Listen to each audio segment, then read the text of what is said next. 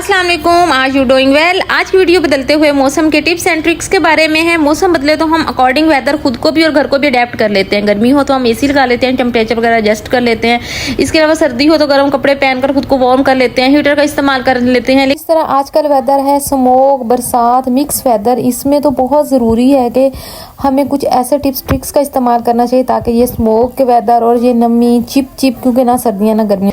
Kitchen हमारे घर का सबसे इम्पोर्टेंट पार्ट होता है और उसको साफ करना और उसको फंगस से बचाना बहुत ज़रूरी है। तो पहला जो सबसे इम्पोर्टेंट टिप्स है वो है जी क्या होगा, वो होगा जी अदरक और लहसुन को हम कैसे महफूज करें। खाना तो हर घर में डेली पकना ही है, चाहे जो भी वेदर हो।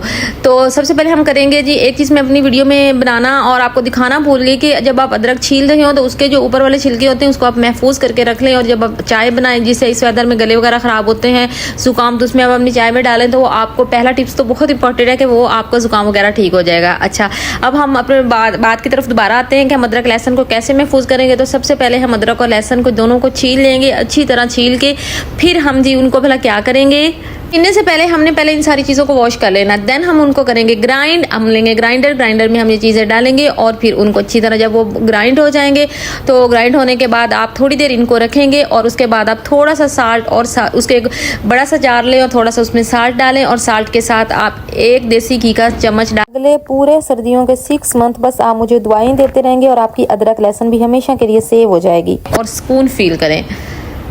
देसी घी ऐड करने का ये फ़ायदा होगा कि इसमें फंगस भी नहीं लगेगी और जो ग्रीन हो जाता है आपका लहसुन अदरक वो भी नहीं होगा। पूरा मंथ आराम से आप इसको चला सकते हैं।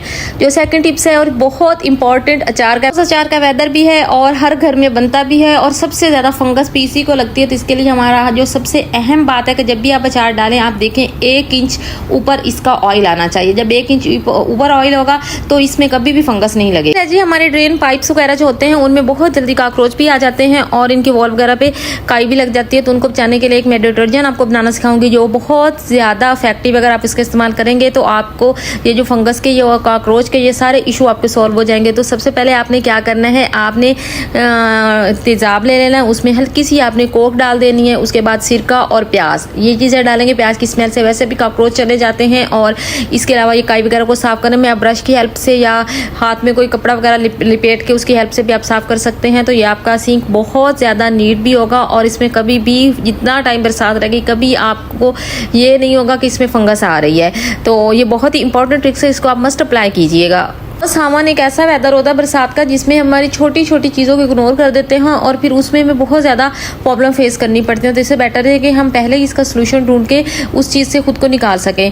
तो नेक्स्ट एक और भी मैं आपको छोटा सा साझा ट्रिक बताती जाऊँ कि अगर आप जब बर्तन वॉश करते हैं, आप इस बात का ख्याल रखें कि जैसे ही आप अपने बर्तन वॉश कर लें उनको उनके डिवाइडर है जहाँ भी आपने लगाना है उसमें मत लगाएं, पहले आप उसको ड्राई करें। इसका एक ये फ़ायदा होगा कि इसके ऊपर निशान नहीं पड़ेंगे और आपके बर्तन बहुत क्लीन भी रहेंगे और फंगस से भी महफूज रहेंगे। नेक्स्ट ब्यूटी ब्लेंडर्स, हम इनको कैसे इग्नोर कर सकते हैं। इस वेदर में सबसे ज़्यादा फंगस इन पर लगती है और जब इन पर फंगस लग जाती है तो फिर हम खुद ही एक्ने को दावा देते हैं क्योंकि मेकअप तो हमने करना ही है जो भी वेदर है और हमने इनका इस्तेमाल भी करना है। तो इसके लिए मैं आपको एक इंपॉर्टेंट ट्रिक्स बताऊंगी जिससे आप इनको क्लीन कर सकते हैं और खुद को भी और इनको भी और अपनी स्किन को भी फंगस से महफूज रख सकते हैं। तो इसके लिए हम पहले पानी लेंगे, एक बाउल में पानी लेने के बाद उसमें हम सिरका ऐड करेंगे। सिरका ऐड करने के बाद हम उसमें कोई भी शैम्पू ऐड कर लेंगे। शैम्पू ऐड करने के बाद उसमें फिर हम उसके बाद बेकिंग सोडा ऐड करेंगे। बेकिंग सोडा के बाद थोड़ा सा सर्फ और आपके घर में जो भी सैनिटाइज़र अवेलेबल हो, जिस कंपनी का भी अवेलेबल हो, तो उसमें हम सैनिटाइज़र कर देंगे अप्लाई और थोड़ा सरके गुलाब करेंगे और उसके बाद इन सारी चीज़ों को मिक्स करके इसको हम 1 आवर्स के लिए रख देंगे। और उसके बाद अगर 1 आवर्स के बाद आप इनको वॉश करेंगे तो आप खुद देखेंगे कि कितना फ़र्क पड़ता है और ये कितने ज़्यादा नीट क्लीन हो जाएंगे और जितने भी इनके अंदर जम्स वगैरह होंगे वो भी साफ़ हो जाएंगे। और ये वाला जो मैंने आपको टिप्स ये वाला बताया ना, ये टिप्स सिर्फ ये नहीं है कि जब जैसे अब चिप का है या सर्दियों से आने वाले पहले मौसम से पहले हम इन चीज़ों को साफ़ करके रख लें, बल्कि आप हमेशा अपनी कॉम को, आपके जितने भी ब्रशेस वगैरह हैं उनको 2 मंथ के बाद लाजमी वॉश किया करें। और ट्राई किया करें कि आप कभी भी अपने मेकअप ब्रशेज़ और हेयर ब्रश किसी के साथ शेयर ना किया करें क्योंकि अब एक बंदे को एक्ने है, वो ही स्पंज वो लगाएगा तो वो दूसरे बंदे को भी लाजमी हो जाएगी। तो आप ट्राई किया करें कि अपनी ही चीज़ें खुद इस्तेमाल किया करें। तो ये जो मैंने आपको टिप बताया ना कॉम वाला, इस पे तो आप बहुत ज़्यादा फोकस क्या करें। जैसे आप लोग पब्लिक प्लेस पे जाते हैं ना, वहाँ कॉम पड़ा होता है, मेल हजरात की स्पेशली इस चीज़ की उनको आदत होती है, वो कॉम पकड़ते हैं और अपने बाल ब्रश करते हैं। इससे भी एक से दूसरे हेयर का जो इशू होते हैं वो दूसरे को लग जाता है। ब्रशेज़ की भी सेम यही हालत है। टिप्स का लाजमी ख्याल रखा करें। नेक्स्ट टिप्स है हमारा वॉशरूम। उसको हम भला कैसे निगलेक्ट कर सकते हैं और हमें कभी भी नहीं करना चाहिए। हमारे लिए सबसे इम्पॉर्टेंट है अपने बाथरूम को, अपने वॉशरूम को, अपने टॉयलेट को साफ़ करना, क्योंकि अगर उसमें जम्स है ना तो फिर आप जहाँ आपने खुद को साफ़ करना होता है वही चीज़ ख़राब है, तो फिर क्या आप सेहतमंद रहेंगे। तो उसके लिए मैं आपको एक बहुत ही यूज़फुल ट्रिक बताने लगी हूँ। अगर आप उसको फॉलो करोगे तो आप खुद कहेंगे कि ये बहुत यूज़फुल है। तो उसके लिए हम लेंगे जी एक कोक की बोतल, जो वैसे तो आपको पता है सोडा बहुत ही सेहत के लिए नुकसानदेह है, लेकिन हमारे टॉयलेट के लिए बहुत फ़ायदेमंद है। तो सबसे पहले हम सोडा लेंगे और एक उसमें बाउल में उसको डाल लेंगे। सोडा के बाद हम बेकिंग सोडा डालेंगे, जो आपके पास शैम्पू होगा शैम्पू उसमें डालेंगे, हार्पिक और लेमन को निचोड़ लेंगे। इन सारी चीज़ों को हम अच्छे से मिक्स पहले करेंगे। जब ये सारे प्रॉपर एक मिक्सचर बन जाएगा, आपका एक डिटर्जेंट बन जाएगा, मिक्स करके फिर जी हाँ अप्लाई के बाद आप मुझे खुद इसके फीडबैक देंगे जी वाकई ये कितना इफेक्टिव था, वाकई ये आपने जैसे बताया वो यूज़फुल था।